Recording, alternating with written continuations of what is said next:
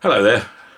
Just a little bit perturbed today by what I see still going on around the world. And I don't know, perhaps I'm wrong, perhaps I'm what they say, politically incorrect, I don't know. But all these demonstrations, you know, with the statement Black Lives Matter, all stemming from something that happened to George Floyd in the USA. I have difficulty with this, and I think I look at the thousands and thousands of people just crammed into Parliament Square and in other places around the country, here in our country, and in other countries around the world. I know it's going on in France and a few other countries in Europe and other parts of the world, no doubt. But of course, Black Lives Matter, as do white lives, and other everyone's life matters. The human race, the lives matter. Of course they do. But I just think this is stepping out of hand. George Floyd is not Nelson Mandela. This is someone who's been a criminal his whole life. Now, and I'm not no way do I think justice was served in terms of what happened to him. Of course it didn't. It was a terrible thing what happened. But, looking at this man, I mean, he had a criminal record, history of drug offences and violence. He held up and robbed from a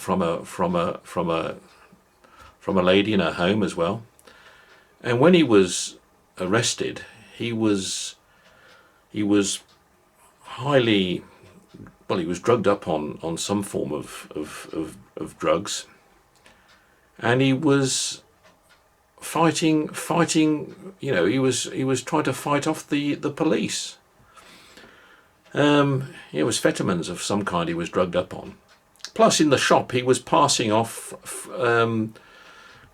fraud money. It was counterfeit money he was using. So, I mean, this is a man who's got a vast history of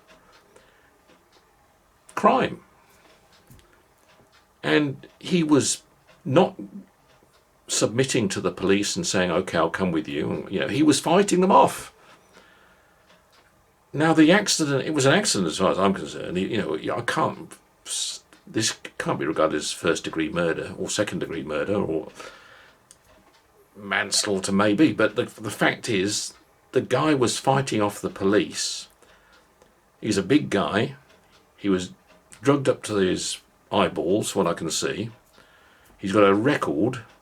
He could have got into that motor car because the police were trying to prevent him from getting into his car and driving off as well. He could have got into that motor car and killed any number of people, children, in the road. What happened was a terrible thing.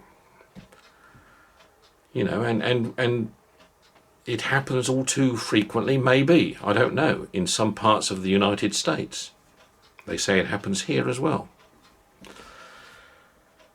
But this isn't the right way of going about it. And to sort of put this isn't like the freedom fight in South Africa, for example, or in America. In the days of Martin Luther King.